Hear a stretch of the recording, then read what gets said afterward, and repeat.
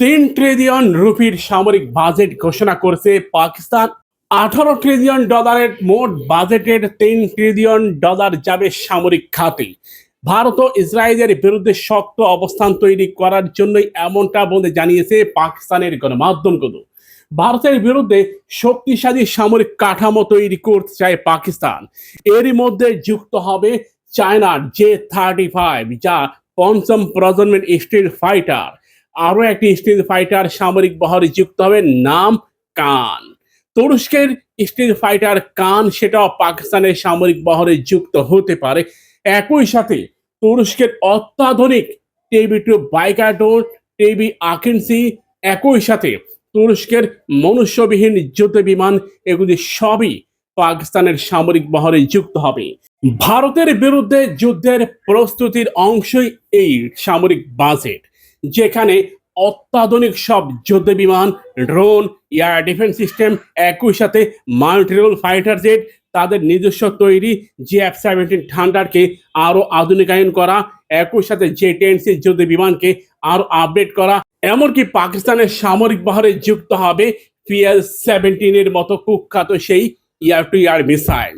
PL-15 দিয়ে Rafael যুদ্ধ বিমানকে ভূপাতিত করে যে সাফল্য পেয়েছে, তার এক ধাপ এগিয়ে যাওয়ার জন্যই পাকিস্তান নিজেদের সামরিক বহরে যুক্ত করতে চায় PL-17। সামরিক শক্তিতে পাকিস্তান এত দূর এগিয়ে যাবে, এত বিশাল বাজেট ঘোষণা করবে, যেটা ভারত কখনো কল্পনা করতে পারেনি। ভারতের চেয়ে বর্তমানে পাকিস্তান প্রযুক্তি নির্ভর হয়েছে বেশি। যদিও ভারতের সামরিক বহরে অস্ত্রের সংখ্যা বেশি হলেও পাকিস্তান এমন কিছু সমরাস্ত্র নিজেদের বহরে যুক্ত করেছে, যেটা সামরিক সক্ষমতাকে অনেক দূর নিয়ে যাবে। বিশ্লেষকরা এটা মনে করতেছে, বিশেষ করে ইন্ডিয়ান বিশ্লেষকরা, যে পাকিস্তান গোপনে পরমাণু অস্ত্রের সংখ্যা বৃদ্ধি করার জন্যই এত বিশাল সামরিক বাজেট ঘোষণা করেছে। যদি এমনটা হয়ে থাকে, তাহলে ভারত পাকিস্তান যুদ্ধ আসন্ন।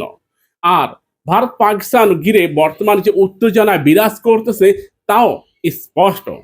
বিশেষ করে ভারত, পাকিস্তান ও চায়না ত্রিমুখী একটা উত্তেজনা আমরা গত কয়েকদিন ধরে দেখতে পাচ্ছি।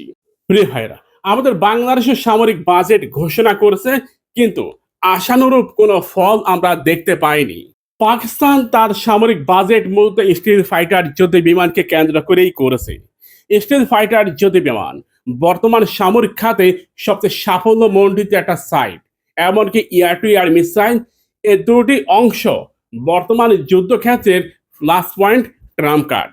দ্য ডন জানিয়েছে, পাকিস্তান মূলত যুদ্ধ বিমানের সংখ্যা বৃদ্ধি করার চেয়ে আধুনিক যুদ্ধ বিমানের দিকে মনোযোগ দিচ্ছে। তারা চাচ্ছে কমপক্ষে 500 থেকে 600টির মতো এমন ফাইটার জেট, যেগুলো সব ট্রাম্প কার্ড হিসাবে কাজ করবে। এর মধ্যে J-10C এবং J-35, যেগুলো ভারতের যে কোনো শক্তিশালী রাডারকে ফাঁকি দিতে পারবে এবং ক্ষিপ্ত গতিসম্পন্ন হবে। একটা ধর্মযুদ্ধের গন্ধ পাওয়া যাচ্ছে। ভারতে প্রতিদিন গড়ে প্রায় 2 থেকে 3টি করে মসজিদ ভাঙা হচ্ছে। সে সম্পর্কে আমরা অবগত। তাই ধর্মযুদ্ধ আসন্ন, পাকিস্তানও প্রস্তুত।